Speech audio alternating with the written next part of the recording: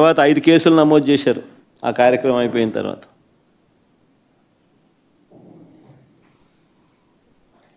Cinema డైలాగుల్ని పోస్టర్లుగా పెట్టినందుకు 2 రిమాండ్కు పంపారు.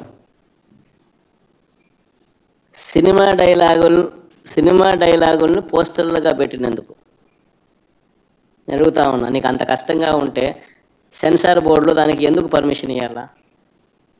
డైలాగులు తీసేయండి. ఇంకా బాలకృష్ణ సినిమాలో, పవన్ కళ్యాణ్ సినిమాలు చూస్తే ఇంకా పెద్ద పెద్ద డైలాగులు కనిపిస్తాయి. నాకు ఇప్పుడే ఇక్కడికి వచ్చి ప్రెస్ మీట్కి ముందు శ్రీహరి నాకు చూపించినట్టు కొన్ని డైలాగులు, ఆ సినిమా డైలాగులు, వాళ్ళ సినిమా డైలాగులు చూస్తే ఇంకా దారుణమైన డైలాగులు. నీకు డైలాగులు నచ్చకపోతే సెన్సార్లు తీసేయండి. సెన్సార్ బోర్డు ఎందుకు పర్మిషన్? సెన్సార్ బోర్డు ఉండేది ఎందుకు? అంతేగాని ఆ సినిమా డైలాగులు సినిమా వచ్చిన తర్వాత, రిలీజ్ అయిన తర్వాత ఆ సినిమా డైలాగులు, ఆ సినిమాలో మంచి పాటలు ఉంటే ఆ మంచి పాటలు అవన్నీ న్యాచురల్గా ప్రసిద్ధి చెందుతాయి. ఆ సినిమాలో మంచి పాట ఏదైనా ఉంటే ఆ మంచి పాట పాడినా తప్పే అంటావు. ఆ సినిమాలో ఏదైనా మంచి డైలాగులు ఏదైనా వీళ్ళకి నచ్చితే ఆ నచ్చిన డైలాగులు వీళ్ళు పోస్టర్లుగా పెట్టినా తప్పే, వీళ్ళు మాట్లాడినా తప్పే, వాళ్ళు చేసిన యాక్షన్లు వీళ్ళు చేసినా తప్పే.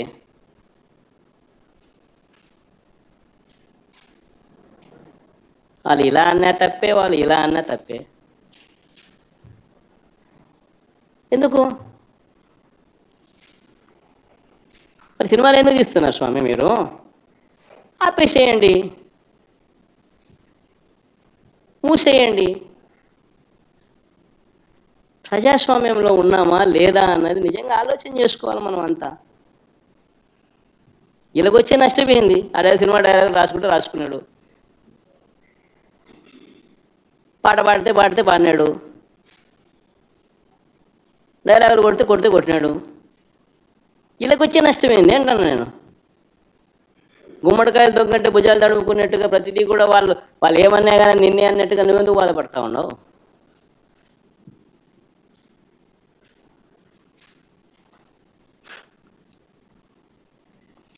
నూట 131 మందికి నోటీసులు ఇచ్చినారు. 131 మందికి నోటీసులు ఇచ్చినారు. సినిమా డైలాగులను పోస్టర్లుగా పెట్టినందుకు 2 రిమాండ్కి పంపించినారు. 131 మందికి నోటీసులు ఇచ్చినారు. చంద్రబాబు గారి పేరు ఎవరు చెప్తే వారిలో ఒక్కొక్కరిని పిలిపించుకోవడం, రోజంతా కూర్చోబెట్టుకోవడం, వేధించడం. ఛార్జ్షీట్లు గమనిస్తే అండ్ అదర్స్ అని చెప్పి ఖాళీగా వదిలిపెడతారు.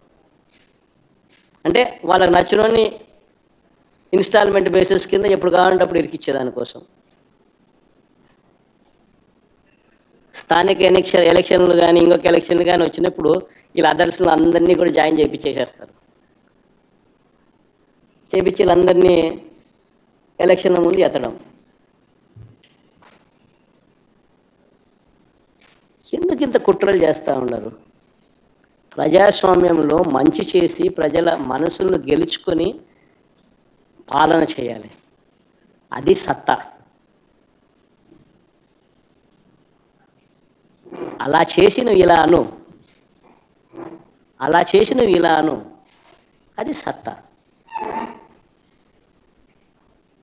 అంతే తప్ప నువ్వు అన్యాయమైన పాలన చేస్తూ నిన్ను ఎవడైనా ప్రశ్నిస్తే ఆడిట్టన్నాడు, వీళ్ళిట్టన్నారు, వాళ్ళు అట్ట మాట్లాడారు, ఇట్ట మాట్లాడాడు అని చెప్పి తోసేయడం, స్టేషన్లో పెట్టడం. ఏమిటి ఇది?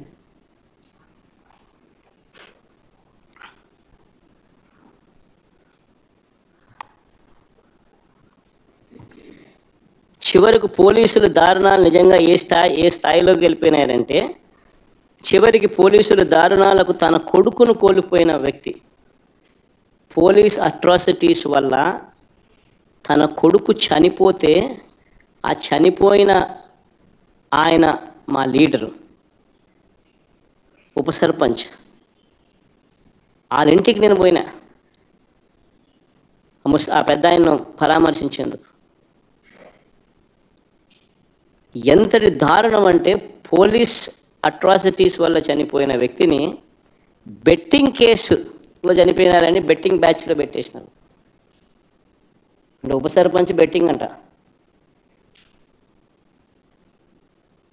ఏమన్నా పద్ధతి దొంగ కేసులు పెట్టడంలో కూడా? నిజంగా చంద్రబాబు నాయుడు ఇంత మానవత్వం మర్చిపోయి, చంద్రబాబు నాయుడు అనే వ్యక్తి తానే మాట్లాడుతూ ఉన్నాడు ఈ మాటలన్నీ కూడా.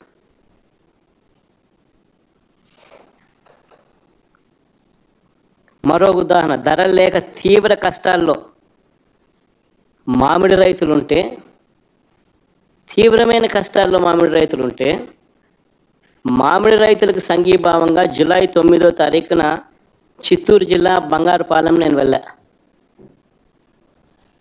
ఇదే మామిడి రైతుల పరిస్థితి గత సంవత్సరం వైఎస్ఆర్సీపీ ప్రభుత్వం ఉన్నప్పుడు, గత సంవత్సరం తోతాపురి మామిడి గత సంవత్సరం 25 నుంచి 29 రూపాయలు కేజీ. ఈ సంవత్సరం చంద్రబాబు నాయుడు ముఖ్యమంత్రి అయిన తర్వాత పరిస్థితి ఏమిటి అంటే 2.5-3 రూపాయలకు పడిపోయిన పరిస్థితులు.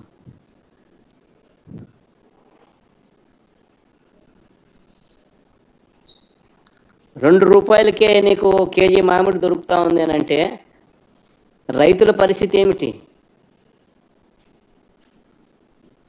మామూలుగా మే నెల 10-15 తారీఖున తెరవవలసిన ఫ్యాక్టరీలు, ప్రాసెసింగ్ ఫ్యాక్టరీలను జూన్ 2వ వారం 3వ వారం అయినా కూడా తెరవాల. జూన్ 2వ వారం 3వ వారంగా తెలుస్తుంది, ఒక నెల ఆలస్యంగా. ఆ నెల ఆలస్యంగా తెరవడం వల్ల పంట ఒకేసారి మార్కెట్లోకి వచ్చింది. సప్లై ఎక్కువ కావడంతో రేటు పడిపోయింది. రేటు పడిపోవడంతో రైతు నష్టపోయినాడు. ఇది జరిగిన వాస్తవం. తప్పిదం ఎవరిది? మ్యాన్ మేడ్ ఎర్రర్ కాదా ఇది? చంద్రబాబు నాయుడు తనకు సంబంధించిన బెనామీలు, తనకు సంబంధించిన గల్లా ఫుడ్స్, శ్రీని ఫుడ్స్, తనకు సంబంధించిన తన బెనామీలకు, తన వాళ్ళకు సంబంధించిన ఫుడ్ ఫ్యాక్టరీలకు మేలు చేసేందుకు కోసం కాదా చేసింది ఇదంతా? దళారీ వ్యవస్థ మేలు చేసేందుకు కాదా ఇదంతా చేస్తూ ఉన్నది?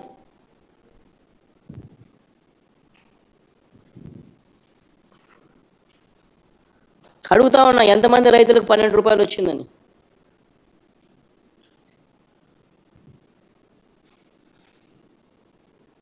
అసలు ₹12 అనేది అతి తక్కువ ధర. లాస్ట్ ఇయర్ 25-29 రూపాయలకు అమ్మితే, కర్ణాటకలో ₹16 సెంట్రల్ గవర్నమెంట్ కొనుగోలు చేస్తూ ఉందని చెప్పి అక్కడ కేంద్ర మంత్రి లేఖ రాస్తే సెంట్రల్ గవర్నమెంట్ విల్లింగ్నెస్ తెలిపితే నువ్వు ఇక్కడ ₹12 అని చెప్పి నువ్వు సిగ్గు లేకుండా చెప్తావు. ఆ 12 అయినా వచ్చిందా ఎంతమందికి వచ్చిందంటే అది లేదు. 2,20,000 ఎకరాలు, 6.5 లక్షల పంట, 6.5 లక్షల టన్నుల పంట, 76,000 కుటుంబాలు.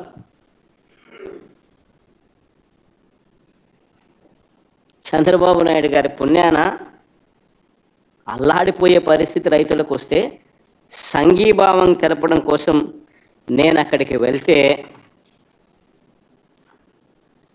తప్ప అని అడుగుతా ఉన్నది, నేరమా అని అడుగుతా ఉన్నా చంద్రబాబు నాయుడు.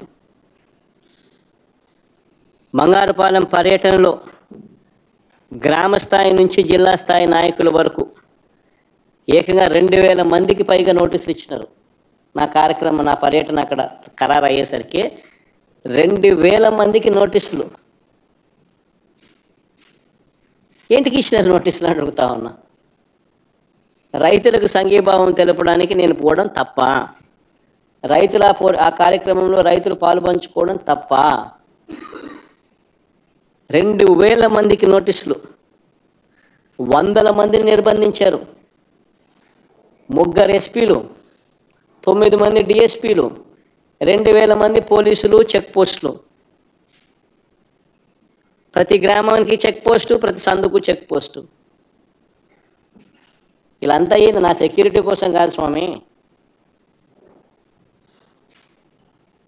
నా ప్రోగ్రాంకి ఎవరు రాకుండా చూసుకునేందుకు, వాళ్ళందరినీ నిర్బంధించి ప్రజలను నిర్బంధించేందుకు.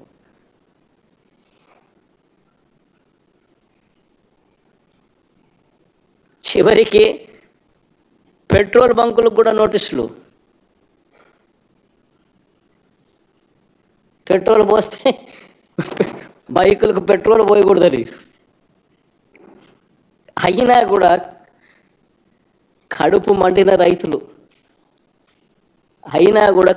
మండిన రైతులు వేలాదిగా తరలివచ్చారు.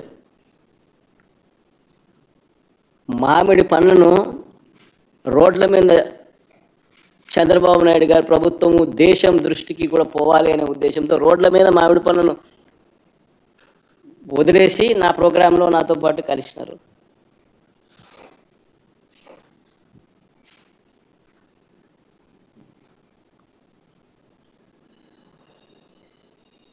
ఆ ప్రోగ్రాంకు పోయినందుకు 5 కేసులు పెట్టినారు.